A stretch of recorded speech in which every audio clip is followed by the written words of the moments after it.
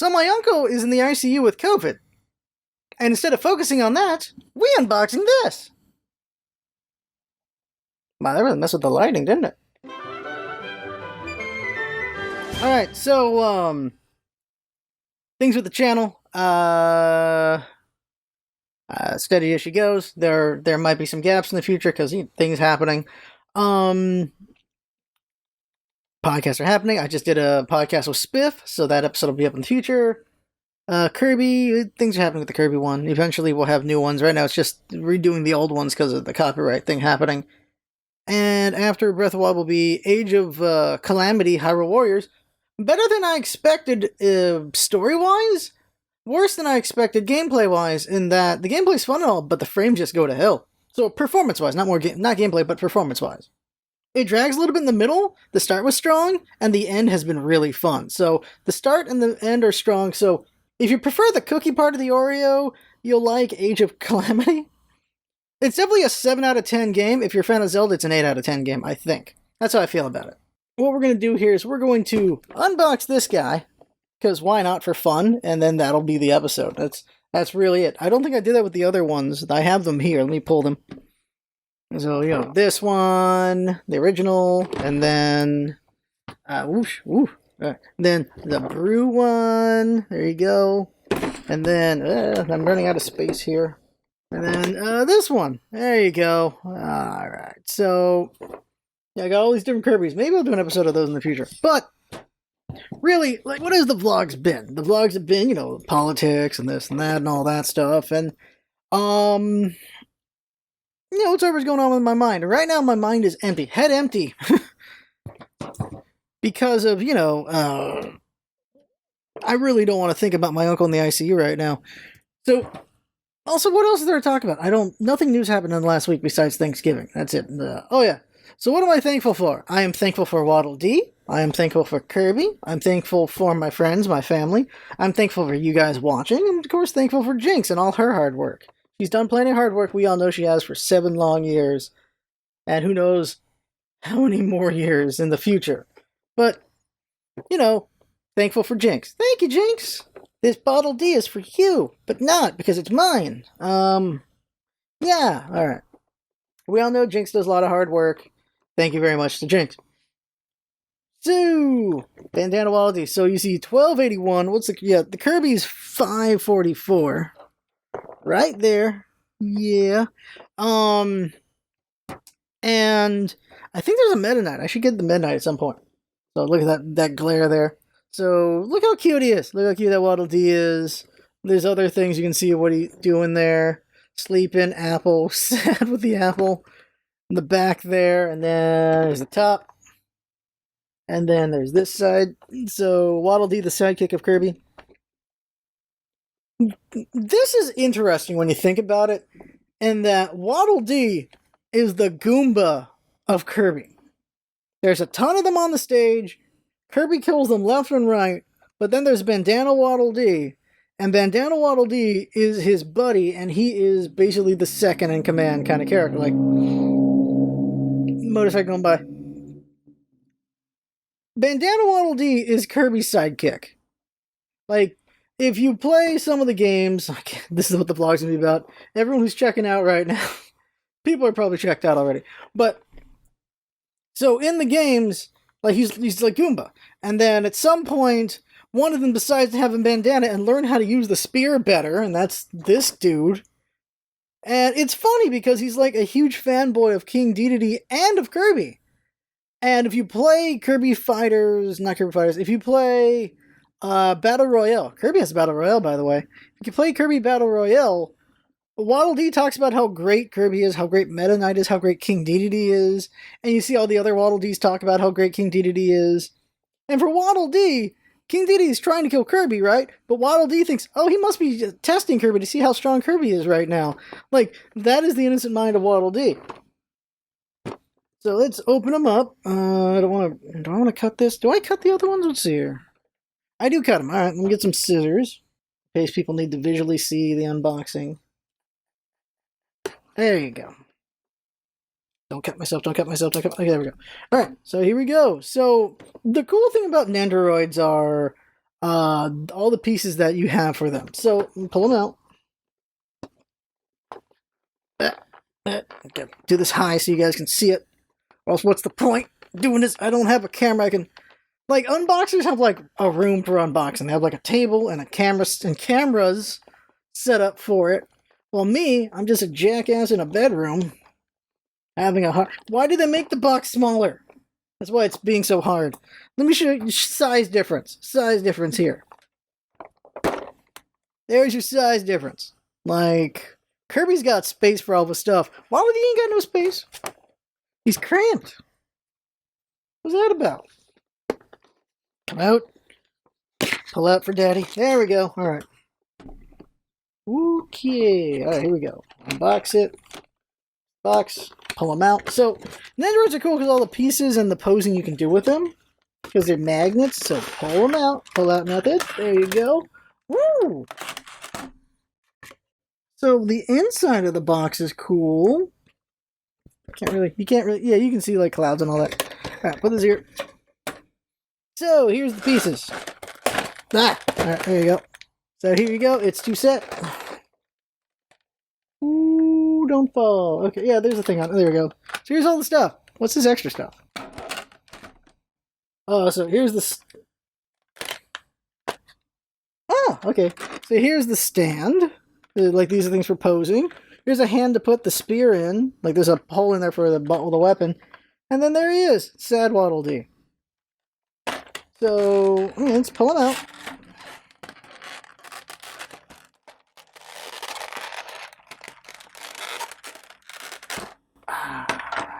There's all the stuff there. Oh, there's an apple. Okay, so here he is. Waddle Dee! Where's the little guy? Look at his feet. Let me take this stuff off his feet. Come on now. Oh, alright.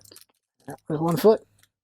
And so the cool thing is, so artists, you know, they have like dolls or things like that for posing so that they can use them as reference for drawing. Some people also use apps where you can have like the character and you can move their arms around and everything, and you look at this 3D model as your reference for your drawing. For me, when it comes to Kirby, I will pull out the Kirby sometimes and use them for poses for things. And now I can do this with Waddle Dee as well. You don't realize how fat he is.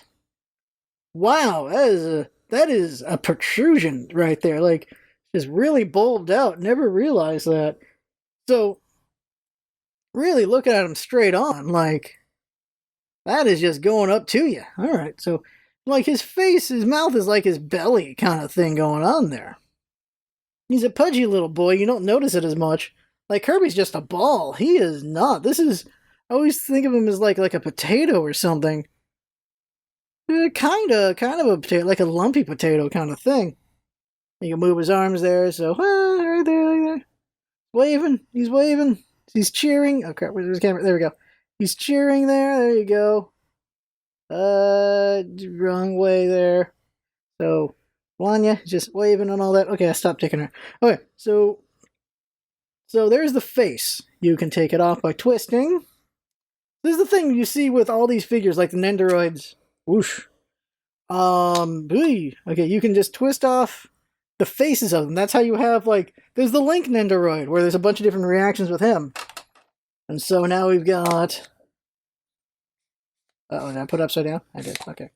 Now we've got serious mode. And...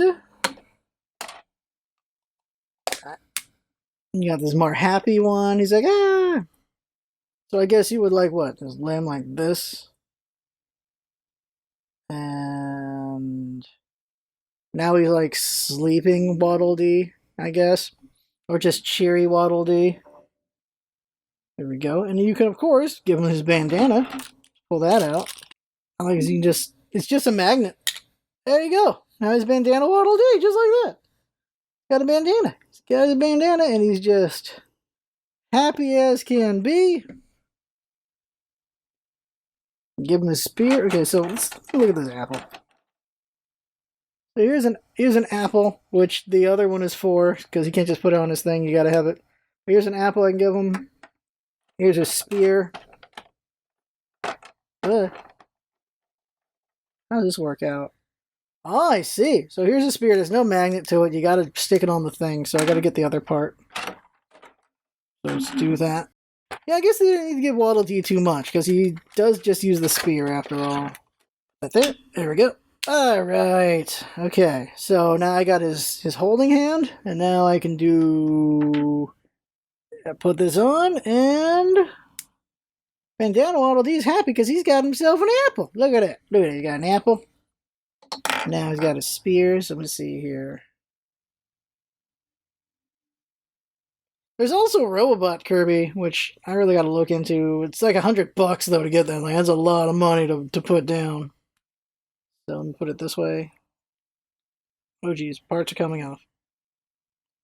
I remember trying to buy this at Comic-Con. Not this, but the regular Kirby. Like $100. Like, what, dude? What? I know it ain't that much. There we go. So, down to Waddle Dee. He's got his spear. He's like, yeah. Okay, hold it up. There you go. Got his spear. Happily holding a spear. Let's see. Let's try a different face with that. So, you know, it's a fun thing. So, yeah, you can use these for poses and drawing and things like that.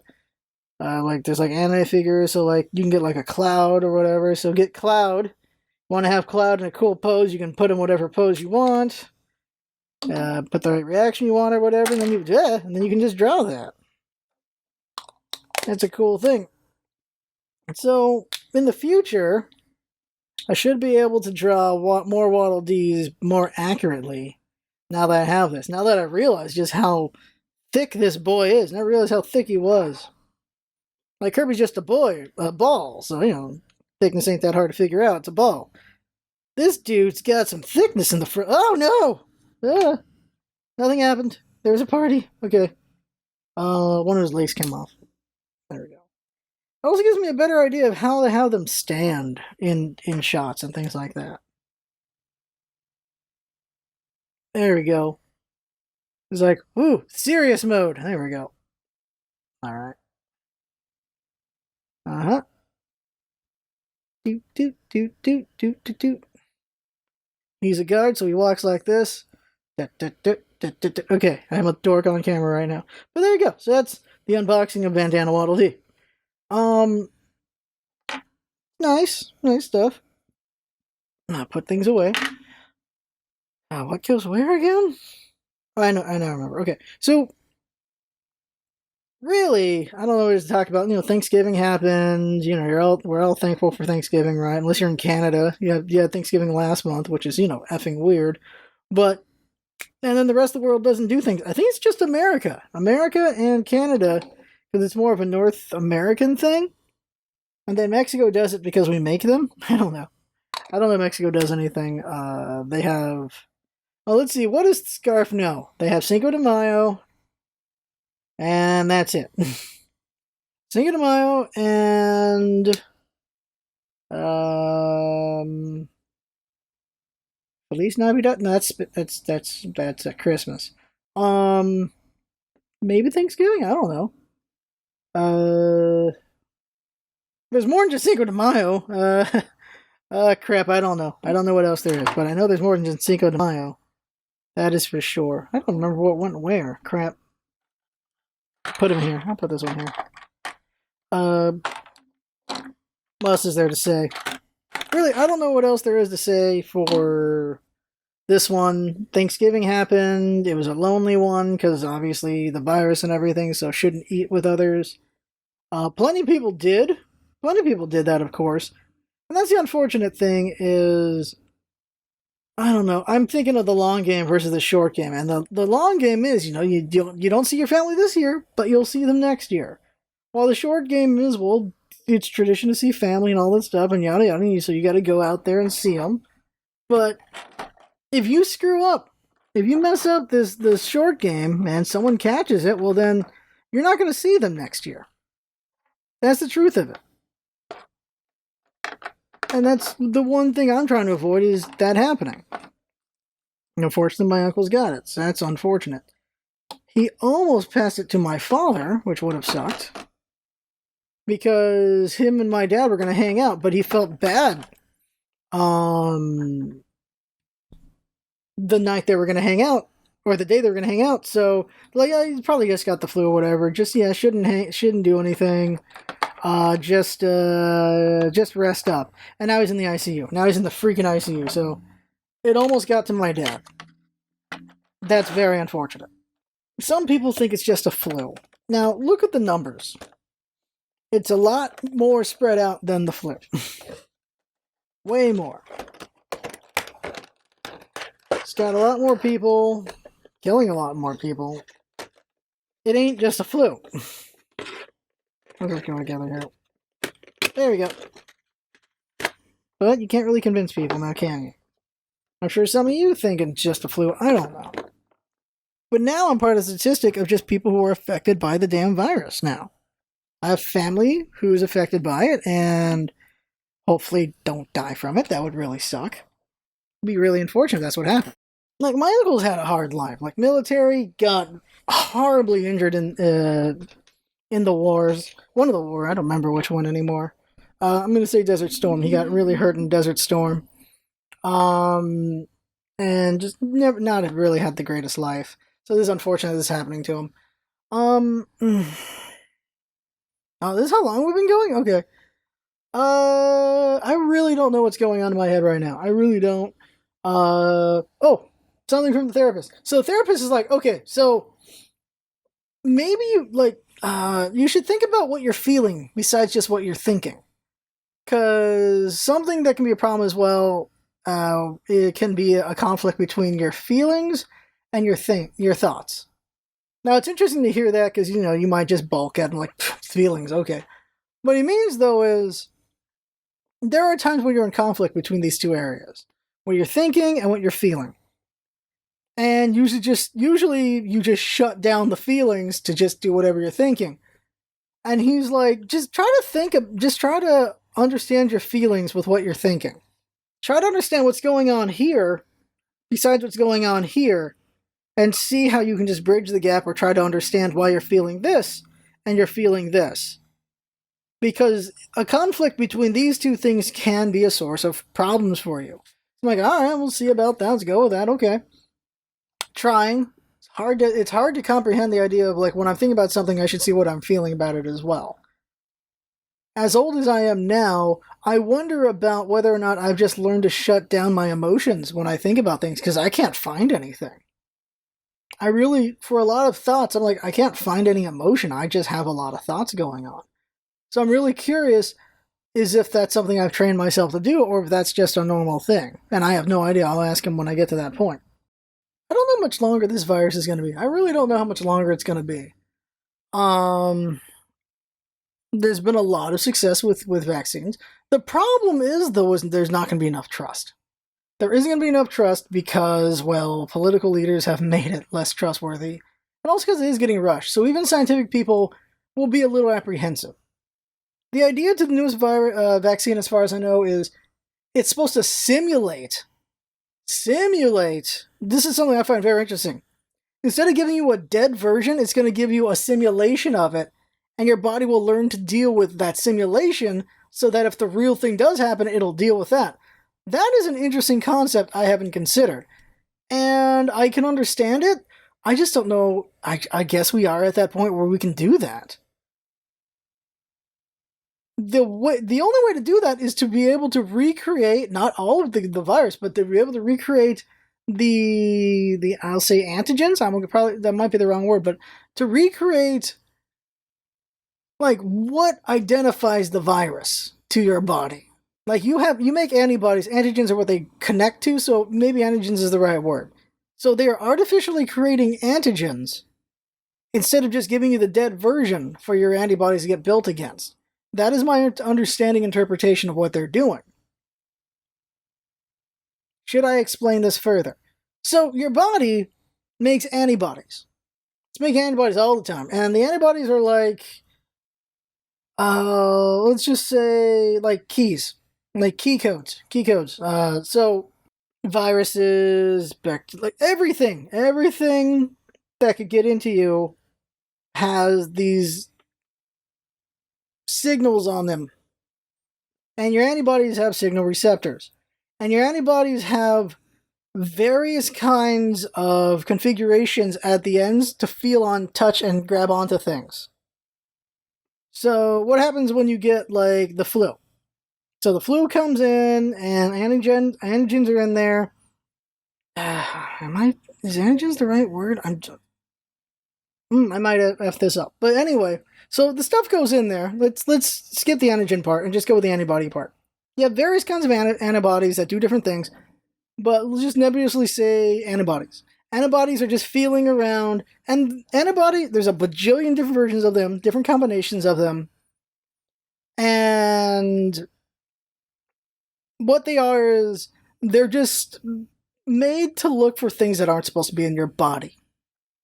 And there's like there's memory developed ones, and then there's just random ones that you just have. The memory developed ones are like, you had a flu, let's say you got the flu last year, and then your body was able to beat it. Now it has the ability to fight that specific flu, and it has antibodies floating around looking for that flu, so that if it finds it again, it'll just take it out, so you're not going to get that flu again. A new version of that flu comes up, your antibodies might not be able to recognize that one because it's not exactly the same. It's going to be similar, so it might still be able to fight it, but not as effectively because it's not the exact same one, so it can't bind to it easily because the antibodies bind and then it leads to other things. Like when you get sick, your body will react in a general way, and then once it's able to latch on using the antibodies, it's able to do even more work. So my understanding here is they're going to give you this artificial version for your body to notice and create antibodies for eventually, so that when the real thing happens, it's already there and it can attack it quickly. There's other analogies I can make in there. None of them are going to be perfect.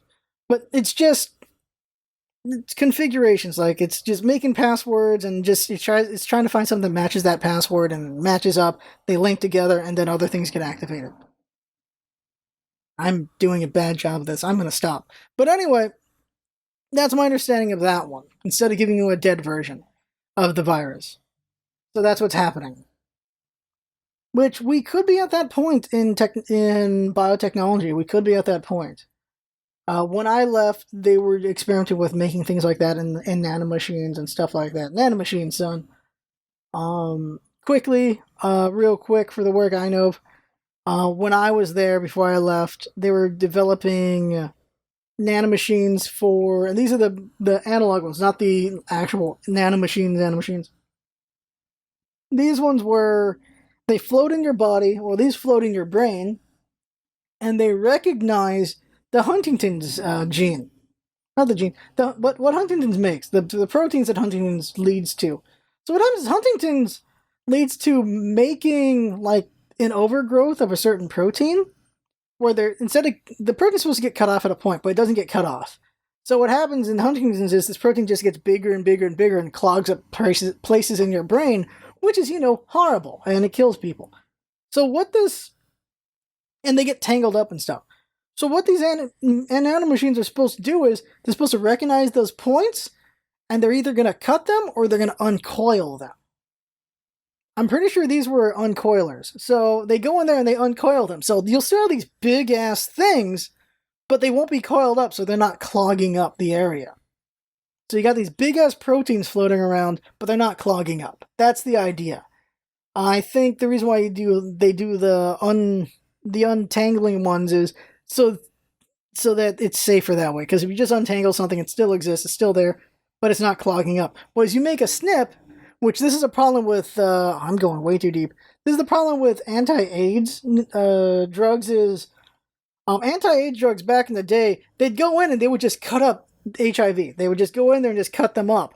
The problem is it's not this, it's too indiscriminate back in the day. It might be better now, but back then it was too indiscriminate, where it was cutting things that were not also AIDS, the HIV. They were cutting other things that looked similar, but had nothing to do with HIV, which was detrimental to the human body. This is back when we were first fighting HIV and found ways to fight it. The thing is, it was also just really bad for the person. Like, you would get a bad toxicity from the anti-AIDS, anti-HIV medications because of what they would do. And one thing was just snipping DNA. That's one thing they were doing. Why did I explain all that? Okay, so that is the vlog. For some reason, I went deep and half explaining things I haven't talked about in 10 years, so I know I'm going to be a little off, which is not helpful. You want actual expert knowledge on something to be explained to you. And instead, I've given you half remembered, so not that helpful, but to an extent helpful. You can always look it up and understand the gaps that I messed up. That is the vlog. Next week, I have no idea what that's going to be. There's not really a lot going on up here right now. There really isn't, because it's the holiday season, so I'm just focused on holidays, and also just on my back as always. Talking about reality versus fantasy again real quick is, what I really want is, I want this body to get fit, and I know the reality is with the limitations that are going to be there because of my back injury, so I really need to figure out to find a trainer, and hopefully not too expensive a trainer, who can help me pull that off. I hope they exist. Well, they exist out there. It's just, are they one I can afford? That's the fantasy. That's, I won't say fantasy, but that's the hope, is to find someone I can afford that can help me make an actually good body out of this. It's not too late. Just got to figure it out and find the right people and tools. That right there is the vlog. I had fun from watching. That's what's all about, having fun. Thanks for coming by, and see you next time.